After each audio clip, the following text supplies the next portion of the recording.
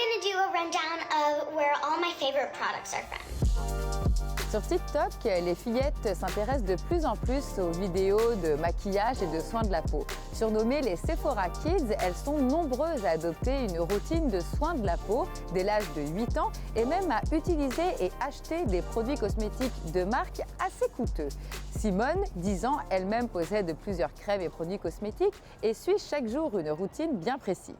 Je mets une crème, puis souvent je me mets juste un peu d'anti-cerne ou des fois je recours mes cils. Des fois je sors avec mon maquillage, je fais ça avec des amis, mais pas trop pour pas que ça paraisse et je me mets pas trop de quelque chose pour pas trop briller. Mais je me maquille un peu. C'est vraiment comme une passion, je pense, puis il y a beaucoup de ses amis qui le partagent. Mais je veux pas que elle, ça teinte son idéal de beauté. Au début, quand elle se maquillait puis qu'elle voulait se maquiller pour aller à l'école, des fois, je me disais que t'es belle au naturel. Puis elle me disait, non, mais j'ai des cernes.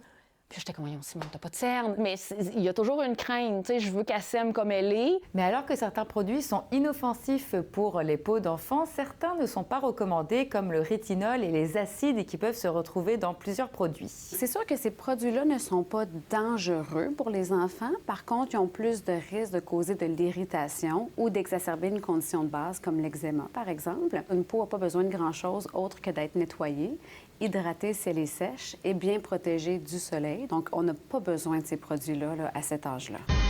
Bien entendu, l'influence des réseaux sociaux y est pour beaucoup, mais il faut quand même souligner que la volonté des jeunes filles de se maquiller ou de prendre soin de leur peau ne date pas d'hier. Les enfants aiment faire comme, c'est-à-dire on va essayer d'imiter les plus vieux, les plus grands. Après ça, c'est plus quand on va être dans quelque chose dans le discours interne, c'est-à-dire c'est pas juste que je veux faire comme, mais j'ai vraiment l'impression que si je ne suis pas comme l'autre, je suis pas bien, je suis pas belle, je suis pas correcte. C'est là qu'on veut aller regarder un peu plus, mais qu'est-ce que tu as l'impression que ça va te donner, toi, si tu mets ce maquillage-là, par exemple? C'est là que ça nous donne un peu plus un accès à qu'est-ce que l'enfant a intériorisé comme modèle, comme perception. Puis c'est là que le parent est capable d'avoir des discussions avec son enfant à partir de ça. Mais pourquoi tu as envie d'avoir les mêmes produits que ceux que tu vois sur TikTok? Parce qu'ils disent tout le temps, c'est vraiment mieux. Ou ils disent, ça c'est vraiment, ça a fait une grande différence dans ma vie. Fait que là, moi, ça me donne comme envie de l'acheter.